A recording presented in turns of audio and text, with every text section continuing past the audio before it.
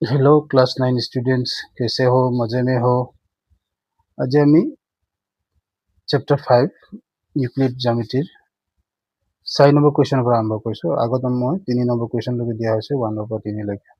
আজি 4 নম্বৰ পৰা আৰম্ভ কৰিছোঁ। 4 নম্বৰ কুৱেশ্যনটো আমাক দিয়া আছে, যদি এটা বিন্দু C দুটা বিন্দু A আৰু B ৰ মাজত থাকে যাতে AC সমান BC, তেন্তে প্ৰমাণ কৰিব লাগে যে AC সমান 1/2 AB। চিত্ৰ ব্যাখ্যা কৰা বুলি কৈছে। মই চিত্ৰ এটা দি দিছোঁ ইয়াত, তোমালোকে চাই ল'বা। তো কি বুলি কৈছে, এ বি ৰেখাডালৰ মাজত চি এটা আছে বুলি আমি ধৰি ললো। ইয়াত দিয়া আছে আমাক কোৱা মতে। তো মই ইয়াত দিয়া আছে কি লিখিলো, এটা বিন্দু চি দুটা বিন্দু এ আৰু বিৰ মাজত আছে আৰু এ চি সমান বি চি, এইটো আমাক কণ্ডিশ্যন দিয়া আছে। এতিয়া মোক প্ৰমাণ কৰিব লাগে কি, প্ৰমাণ কৰিব লাগে যে এ চি সমান 1/2 এ বি হয়। এইটো হৈছে তোমাৰ, এইটো তোমাৰ হৈছে 1/2, এইটো তোমাৰ 1/2 হয়। মনত ৰাখিবা 1/2 হয়। এইটো ধৰিব নোৱাৰিলে তোমালোকে, মই লিখি দিছো ইয়াত 1/2 বুলি।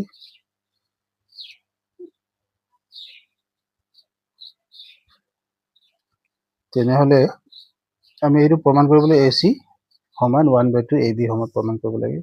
কৰিম কেনেকে, ইয়াত দিয়া আছে প্ৰমাণ মই লিখি দিছো, এ বি সমান বি চি। এইটো প্ৰদত্ত প্ৰশ্নত আমাক দিয়া আছে। আমি কি কৰিলো, দুইফালে এ চি প্লাছ কৰি দিলো, চি প্লাছ কৰিলো, বি চি লগতে এ চি প্লাছ কৰিলো। স্বতঃসিদ্ধ 2 মতে আমি যোনটো আমাক স্বতঃসিদ্ধ 2 দিয়া আছিলে, স্বতঃসিদ্ধ যোনটো আমাক 2 দিয়া আছিলে, সেই তাৰ মতে স্বতঃসিদ্ধ 2 মতে আমি কি কৰিলো, দুইফালে এ চি যোগ কৰি দিলো, এ চি প্লাছ এ চি আৰু বি চি প্লাছ এ চি দুইটাৰ লগতে আমি কি কৰিলো, যোগ কৰি দিলো। যোগ কৰাৰ পিছত আমি কি হ'ল, এ চি প্লাছ এ চি কৰিলে 2 এ চি পাম, এ চি প্লাছ বি চি, এ চি প্লাছ বি চি হলে আমি চিত্ৰৰ তলত যাওঁ, এ চি প্লাছ বি চি, তোমাৰ ইয়াত এ চি প্লাছ বি চি, এ চিটো আৰু বি চিটো যদি যোগ কৰো আমি কি পাম, গোটেইটো এ বি পাম। ঠিক আছে, তেনেহলে আমি গম পালো যে A C plus B C মানে হৈছে এ বি। এই টুটো যদি মই ৰাইট সাইডত যদি আনো, তেনেহলে এইটো 1/2 হৈ যাব। সেইকাৰণে আমাৰ আনসাৰটো হৈ গ'ল এ চি সমান 1/2 এ বি। ঠিক আছে, আমি নেক্সট কুৱেশ্যনটো যাওঁ। নেক্সট কুৱেশ্যনটো হৈছে আমাৰ কুৱেশ্যন নম্বৰ 5। 4 নম্বৰ প্ৰশ্ন চাব কৈছে, যদি আমাক কৈছে 4 নম্বৰ প্ৰশ্নটোৱে লগত জড়িত আছে প্ৰশ্নটো। সেইটো কৈছে চি বিন্দু এ বি ৰেখাখণ্ডৰ মধ্যবিন্দু বোলে। যদি চি বিন্দুটো আমি এ বি ৰেখাখণ্ডৰ মাজত যদি ধৰো, তেনেহলে আমাক প্ৰমাণ কৰিব দিছে যিকোনো ৰেখাখণ্ডৰ এটা প্ৰমাণ কৰিব লাগে যে, প্ৰশ্ন অলপ ভুল দিয়া আছে, ইয়াত এই প্ৰশ্নটো কাটি দিয়ে, অলপ দুবাৰ লিখা হয়,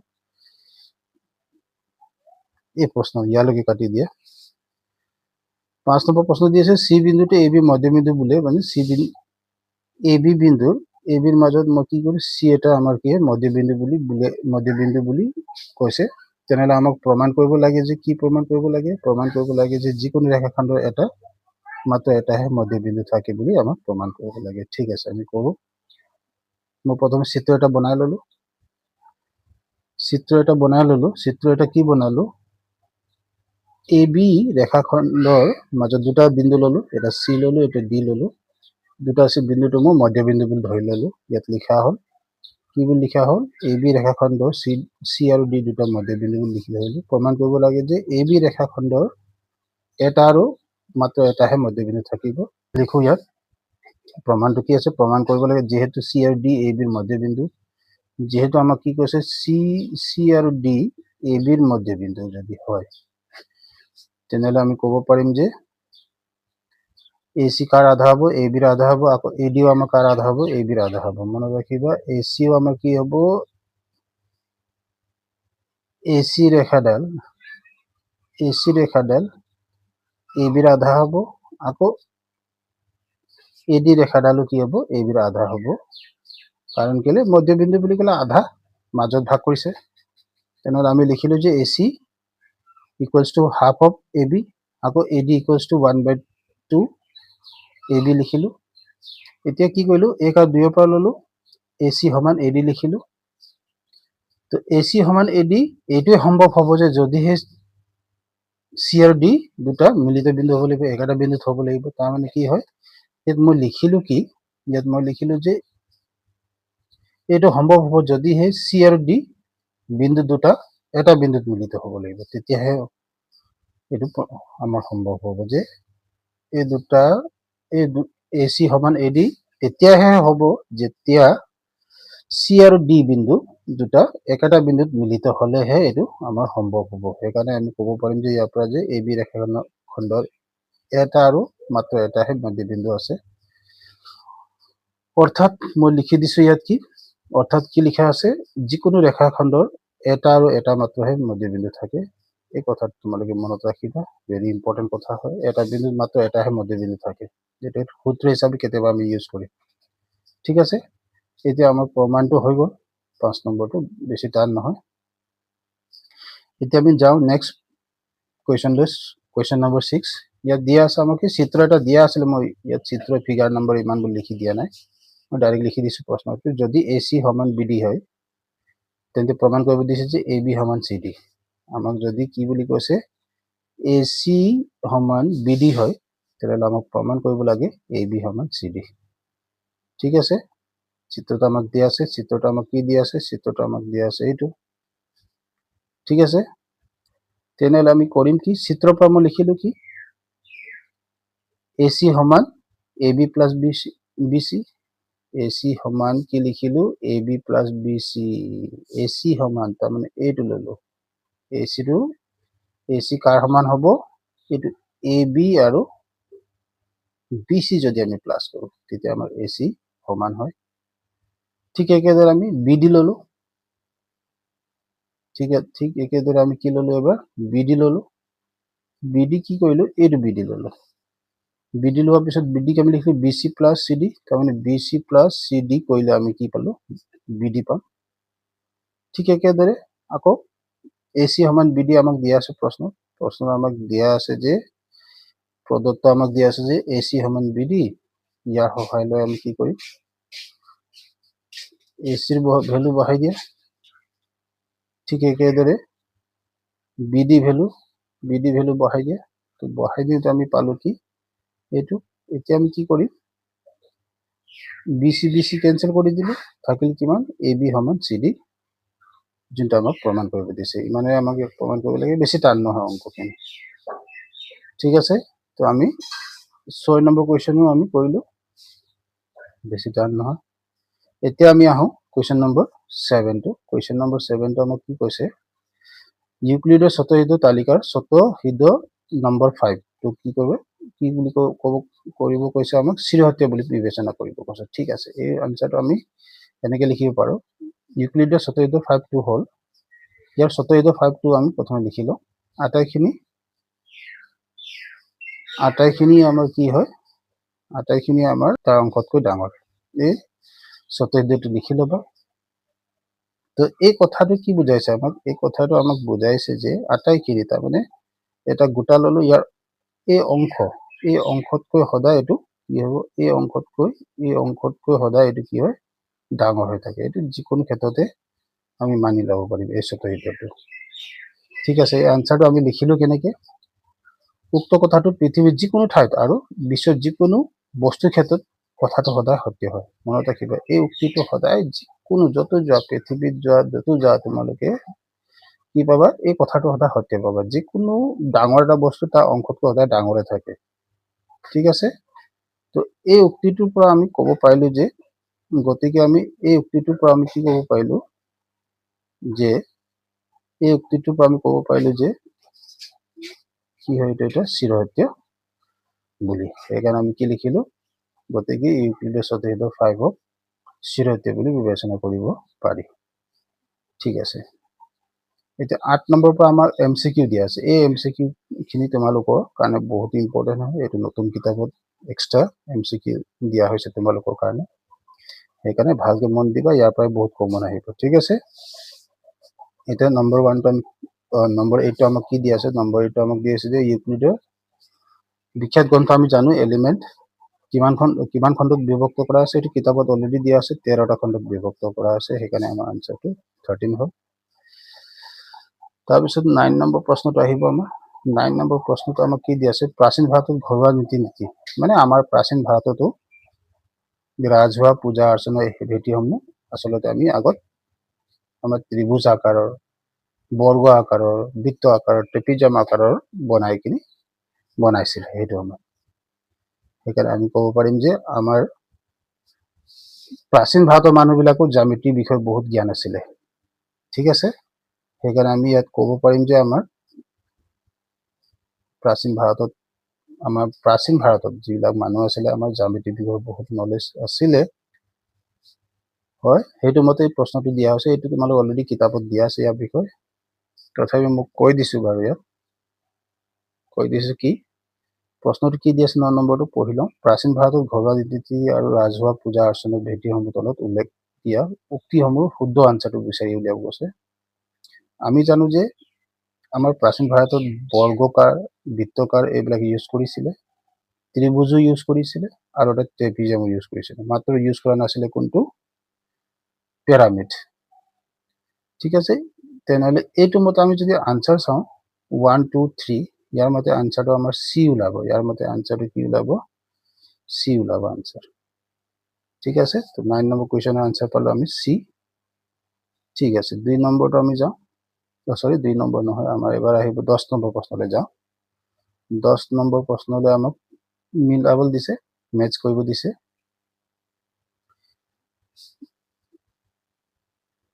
তো এতিয়া আমি বস্তুখিনি জানি লওঁ। তো আমাৰ ইয়াত কৈছে কি, আমাৰ ইয়াত কৈছে যে 10 নম্বৰ প্ৰশ্ন পি নম্বৰ দিয়া আছে। আমাৰ সমতল ডাঠিবোৰ হ'ল, সমতল ডাঠিবিলাক সদায় এটা ৰেখা হয়,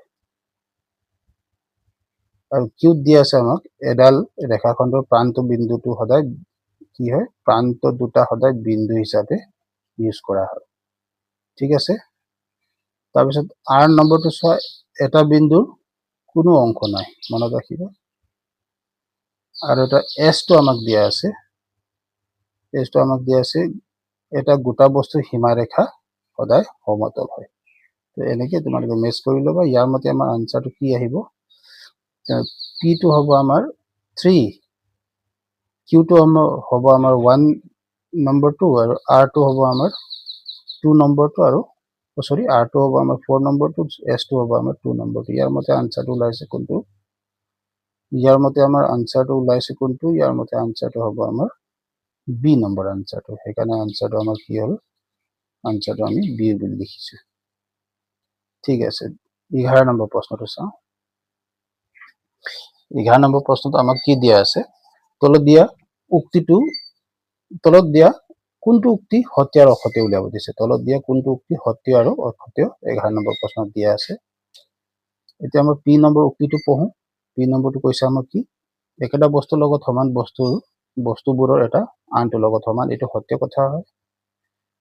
কিউ নম্বৰ কি বুলি কৈছে, কিউ নম্বৰত আমাক দিয়া আছে, কিউ পইণ্টত সমান পৰিমাণৰ লগত একে সমান পৰিমাণ যোগ কৰিলে যোগফলটো সদায় অসমান হয়, কিন্তু এইটো অসত্য দিয়া আছে, সমান হ'ব। যিকোনো বস্তু আমি সমান পৰিমাণৰ লগত সমান পৰিমাণ যদি যোগ কৰা যায় তেনেহ'লে সদায় সমান হ'ব। তেনেহ'লে এই উক্তিটো আমাক ভুল দিয়া আছে। তো এইটো মতে আমাৰ আনচাৰটো কোনটো হ'ব, পিটো সত্য পালো আৰু কিউটো অসত্য পালো। তাৰমানে অপশ্যন নম্বৰ আমি পালো কোনটো, অপশ্যন নম্বৰ আমাৰ এইটো ৰাইট আনচাৰ আছে। চাই ল'বা, এ পইণ্টটো আমাৰ ৰাইট আনচাৰ আছে। ঠিক আছে, আমি 12 নম্বৰ প্ৰশ্নটো তোমালোকৰ কাৰণে বহুত ইম্পৰ্টেণ্ট হয়। এনেকুৱা টাইপৰ প্ৰশ্নবিলাক বহুত ইম্পৰ্টেণ্ট হয়, মনত ৰাখিবা, প্ৰায় আহি থাকে এই প্ৰশ্নবিলাক। ঠিক আছে, 12 নম্বৰ উক্তি আৰু যুক্তি দিয়া আছে। তাৰমানে ইংলিছত ইয়াক কোৱা হয় এছাৰশ্যন এণ্ড, আৰু কোৱা হয় ৰিজন। এছাৰশ্যনটো আমাক কি দিয়া আছে, উক্তিটোকে আমাক এইটো কি দিয়া আছে, এইটো দিয়া আছে গোটা বস্তু কাকবোৰ হ'ল পৃষ্ঠ। সঁচা কথা, এইটো গোটা বস্তু কাকবোৰ সদায় কি হয়, আমাৰ পৃষ্ঠ হয়, মনত ৰাখিবা। যুক্তিত আমাক দিয়া আছে এখন পৃষ্ঠৰ কাকবোৰ হ'ল একোডাল ৰেখা বা বক্ৰৰেখা বা বক্ৰ। এটা মনত ৰাখিবা, আৰ নম্বৰটো কি বুলি কৈছে, আৰে এখন পৃষ্ঠৰ কোকবোৰ হ'ল একোডাল ৰেখা বা বক্ৰ, এইটো শুদ্ধ দিয়া আছে তোমালোকক। ঠিক আছে, কিন্তু এটা কথা হ'ল কি, ইয়াত আমাক কি কৈ দিছে, আমাক পৃষ্ঠৰ ডেফিনেশ্যনটো দিয়া নাই। ইয়াত কাক বুলিটো দিয়া নাই। কাক বুলিটো আমাক পৃষ্ঠ কাক বোলে সেইটো বহলাই কোৱা নাই বস্তুটো। হ'ব পাৰে দুটা উক্তিয়ে শুদ্ধ, দুটা উক্তি আমাৰ সত্য আছে, কিন্তু এই পৃষ্ঠৰ বিষয় যোনটো দিয়া আছে এই পৃষ্ঠৰ বিষয় আমাৰ ইয়াত দিয়া নাই, পৃষ্ঠ কাক বোলে বুলি আমাক লিখি দিয়া নাই, বিৱৰণ কৰি দিয়া নাই, কি হ'ল কি কাৰণে পৃষ্ঠ বুলি কোৱা হয় সেইবিলাক কথা উল্লেখ কৰা নাই, সেইকাৰণে উক্তি দুটাই শুদ্ধ কিন্তু এক্সপ্লেইনটো কৰা নাই কেলে শুদ্ধ হ'ল, সেইকাৰণে এইটো কাৰণে আমি আনসাৰটো চাব লাগিব। ইয়াৰ কাৰণে হ'ব আমাৰ এ নম্বৰ আনসাৰ দিয়া আছে উক্তিটো সত্য যুক্তিও সত্য, কিন্তু ইয়াত কি বুলি কৈছে উক্তিটো প্ৰকৃত ব্যাখ্যা কৰিছে বুলি কৈছে, কিন্তু এইটো আনসাৰটো ভুল হ'ব। আনসাৰটো আমাৰ ইয়াত পালো বিটো হ'ব, আনসাৰটো আমাৰ ইয়াত হ'ব বি হ'ব। কেলে হ'ব আনসাৰ বি, কাৰণ কেলে আনসাৰটো বি হ'ব কাৰণটো হৈছে আমাৰ কি উক্তি আৰু যুক্তি দুইটা শুদ্ধ আছে আৰু প্ৰকৃত ব্যাখ্যা হোৱা নাই, যে পৃষ্ঠ কাক কোৱা হয় এইটো প্ৰকৃত ব্যাখ্যা হোৱা নাই, সেইকাৰণে এইটো আমি ল'ব পাৰিম বিটো আমাৰ ৰাইট আনসাৰ হ'ব। তো মই ইয়াত লিখিছো কোনটো বিটো আমাৰ ৰাইট আনসাৰ লিখিছো। ওকে, মনত ৰাখিবা। তো নেক্সট কুৱেশ্যনটো আমি যাওঁ। নেক্সট কুৱেশ্যনটো আমাক কি দিয়া আছে 13 নম্বৰ কুৱেশ্যন। 13 নম্বৰ কুৱেশ্যনত আমাক কি দিয়া আছে এ বি চি ডি এটা ৰেখা দিয়া আছে য'ত তিনটা বিন্দু আছে একেলগে। আমাক কৈছে যে বি বিন্দুটো এচি ৰেখাৰ মাজত আছে, বি বিন্দুটো আমাক কি কৈছে এচি ৰেখাডালৰ মাজত বি বিন্দু সোমাই আছে। এতিয়া আমাক কি কৈছে ইয়াত, তেনেহ'লে আমাৰ এচি মানটো দিয়া আছে, বিচি মানো দিয়া আছে, এ বিৰ মান উলিয়াব দিছে, আমাক উলিয়াব দিছে এ বিৰ মান। কি কৰিবা টোটেল এইটো মাইনাছ কৰিলে হ'ব, 9.5 পৰা 4.7টো যদি মাইনাছ কৰি যায় তেনেহ'লে আমাৰ ওলাব কিমান 15 পৰা 7 গ'লে 8, এইপিনে থাকিলে কিমান 4, 4.8 আহিব আনসাৰ। 4.8 তাৰমানে ডিটো অপশ্যন ৰাইট আছে ইয়াৰ কাৰণে, ডি আনসাৰটো আমাৰ ৰাইট আছে, ডি নম্বৰ আনসাৰটো ৰাইট আছে ইয়াত। এনে কৰি ল'বা, ঠিক আছে। আমি নেক্সট কুৱেশ্যনলৈ যাওঁ। নেক্সট কুৱেশ্যনটো আমাক দিয়া আছে কি 14 নম্বৰ কুৱেশ্যন। ইয়াত কৈছে যে পিৰ পৰা এছলৈকে তলত উক্তিসমূহ দিয়া আছে, খেলি মেলিকে দিয়া আছে, এইবিলাক আমি চাই ল'ব লাগিব। পি উক্তিত কি দিয়া আছে, পি উক্তিত আমাক দিয়া আছে ইউক্লিডে তেখেতৰ বিখ্যাত গ্ৰন্থ এলিমেণ্টটো ভাগ কৰা সংখ্যাৰ অধ্যয়ন কৰা সংখ্যাটো আমাক 13টা, এইটো মই লিখি দিছো, কিতাপত আছে এইবিলাক কথা, ঠিক আছে। এলিমেণ্ট পুথিবিলাকৰ সিহঁতৰ ডেফিনেশ্যন সংজ্ঞাটো আমাক 23টা দিছিলে, মনত ৰাখিবা এইবিলাক কিতাপত আছে দেই, তোমালোকে চাই ল'বা। আৰু দুটা বস্তুৰ মাত্ৰাৰ সংজ্ঞা দিয়া আছে, ডাইমেনশ্যনটো আমাক দিয়া আছে 3, এইটো কিতাপত দিয়া আছে। আৰু এছৰটো চাই লওঁচোন, এছটো কি বুলি কৈছে শ্ৰীযন্ত্ৰত, ইয়াৰ কথাও দিয়া আছে, সমদ্বিবাহু ত্ৰিভুজৰ সংখ্যা 9টা আছে, মনত ৰাখিবা এইবিলাক কিতাপত দিয়া আছে, তোমালোকে চাই ল'ব পাৰিবা, ঠিক আছে। এইটো মতে আমাক কি কৰিব কৈছে, এতিয়া প্ৰস্তুত কৰিছে কি আমাক ঊৰ্ধ্বক্ৰমত সজাব লাগে। এতিয়া ঊৰ্ধ্বক্ৰম মানে সৰুৰ পৰা ডাঙৰলৈ, তো ইয়াত আমি চেক কৰিলে চবতকৈ সৰু পালো আৰ, ছেকেণ্ডত পালো এছ, তাৰপিছত পি পালো, তাৰপিছত কিউ পালো, তাৰমানে আৰ এছ পি কিউ ক'ত আছে এই অপশ্যনটো, আৰ S P Q B number অপশ্যনত সোমাই আছে। আৰ এছ পি কিউটো আমাৰ বি নম্বৰ অপশ্যনত সোমাই আছে, আৰ এছ পি কিউ, ঠিক আছে। এই কথাটো তোমালোকে মন কৰিবা, ঊৰ্ধ্বক্ৰম মানে হৈছে সৰুৰ পৰা ডাঙৰলৈ সজোৱাটো। অ'কে, এতিয়া আমি আহোঁ নেক্সট কুৱেশ্যনটো। ইয়াৰ নেক্সট কুৱেশ্যনটো আমি পাম 15 নম্বৰ। 15 নম্বৰটো একদম ইজি প্ৰশ্ন দিয়া আছে তোমালোকৰ, 15 নম্বৰ চবতকৈ ইজি প্ৰশ্ন দিয়া আছে। ইয়াত কৈছে 3টা বিন্দু ল'ব লাগে, কিমানটা সমতল আঁকিব পাৰি। এতিয়া 3টা বিন্দুৰ মাজেৰে কিমানটা সমতল আঁকিব পাৰি, কিন্তু কণ্ডিশ্যন আমাক দি দিছে। কণ্ডিশ্যন কি দি দিছে, নম্বৰ 1 দিছে যে বিন্দু 3টা আমাৰ একৰেখীয় হ'ব লাগিব, যদি একৰেখীয় হয় তেনেহ'লে অসীম সমতল আমি আঁকিব পাৰি, পাব পাৰি, অসীম সমতল পাব পাৰি। মনত ৰাখিবা 3টা বিন্দু যদি একৰেখীয় হয় তেনেহ'লে অসীম সমতল পাব পাৰি, মনত ৰাখিবা। বি নম্বৰ অপশ্যনত আমাক দিয়া আছে যে 3টা বিন্দু একৰেখীয় নহয় বুলি কৈছে। যেতিয়া 3টা বিন্দু যদি একৰেখীয় নহয়, মাত্ৰ এটাহে আমি কি পাম, সমতল পাম। সেইকাৰণে কথাটো মনত ৰাখিবা, কথাটো তোমালোকে মনত ৰাখিবা যে একৰেখীয় হলে আমি মনত ৰাখিবা অসীম সমতল পাব পাৰি, আৰু একৰেখীয় যদি নহয় তেনেহ'লে আমি মাত্ৰ এটা কি পাব পাৰি, সমতল পাব পাৰি, মনত ৰাখিবা, ঠিক আছে। কুৱেশ্যন নম্বৰ 16 টো যাওঁ। কিছু সমগ্ৰ অসমতে স্বাস্থ্য পৰিয়াল কল্যাণৰ বাবে ৰাজ্য চৰকাৰে চিকিৎসা মুকলি কৰিছে, তাৰমানে হস্পিটেল এটা মুকলি কৰিছে। এক্স আৰু জেড চহৰ দুখন এটা পোনপথত এনেদৰে অৱস্থিত যাতে এক্স আৰু জেডৰ মাজত দূৰত্ব কিমান আছে 40 কিলোমিটাৰ। ঠিক আছে, আমাক 40 কিলোমিটাৰ বুলি কৈছে। এক্স আৰু জেডৰ মাজত 40 কিলোমিটাৰ মনত ৰাখিবা। আকৌ জেডৰ পৰা 15 কিলোমিটাৰ দূৰত্বত এক্স আৰু জেডৰ মাজত আন এখন চহৰ বহাই দিলে। আন এখন চহৰ আমাক বহাই দিছে ৱাই চহৰ বুলি। আৰু জেডৰ পৰা ৱাই চহৰটো পাবলৈ আমাক 15 কিলোমিটাৰ যাব লাগে। ঠিক আছে, তাৰপিছত এতিয়া আমাক প্ৰশ্নটো চাওঁচোন। প্ৰশ্নটো কি বুলি কৈছে, মই ইয়াত এটা চিত্ৰ এটা বনাই দিছো, এই চিত্ৰটো চাই ল'ব। ইম্পৰ্টেণ্ট নহয়, বনাই ল'লে ভাল হয়, বুজি পোৱা যায়। ঠিক আছে, আমি 1 নম্বৰ প্ৰশ্নটো আমাক কি কৈছে, এক্স চহৰৰ পৰা ৱাই চহৰত থকা চিকিৎসালয়খনৰ দূৰত্ব কিমান হয়। এক্স অক্ষৰ পৰা ৱাই অক্ষ চাওঁ। এক্স অক্ষৰ পৰা ৱাই অক্ষ, এতিয়া এক্স অক্ষৰ পৰা ৱাই অক্ষ, তাৰমানে এক্সৰ পৰা ৱাই চাব লাগে। এতিয়া আমি জানো যে ইয়াত টোটেল দিয়া আছে 40, ইয়াৰ পৰা ইয়ালৈকে দূৰত্ব দিয়া আছে কিমান 15। তেনেহ'লে 40 পৰা 15 মাইনাছ কৰিলে এইটো পাই যাওঁ। ঠিক আছে, 14 পৰা 15 মাইনাছ কৰিলে এইটো পাই যাওঁ। মাইনাছ কৰিলে যি পাবা সেইটো তোমাৰ আনসাৰ হ'ব। মই ইয়াত কৰি দিছো। এক্স আৰু জেডৰ মাজত দূৰত্ব 40 কিলোমিটাৰ, ৱাই জেডৰ মাজত 15 কিলোমিটাৰ, তেনে দুটাৰ মাজত মাইনাছ কৰিলেও 25 কিলোমিটাৰ পালে। তাৰমানে আমি ইয়াত পালো কিমান, এক্স আৰু ৱাইৰ মাজত দূৰত্ব পাই গ'লো আমি কিমান 25 কিলোমিটাৰ। মনত ৰাখিবা, 1 নম্বৰ আনসাৰটো পাই গ'লো। এতিয়া 2 নম্বৰ আনসাৰ আমি চাওঁ। 2 নম্বৰত কি কৈছে, এক্স আৰু জেড দুয়োখন চহৰৰ পৰা ৱাই চহৰ সমান দূৰত্ব নে। এতিয়া আমি চেক কৰি লওঁ, দূৰত্বটো সমান নহ'ব। কাৰণ কেলে, কাৰণটো হৈছে আমাৰ কি, কাৰণটো হৈছে কি আমি ইয়াত বুজি লওঁ।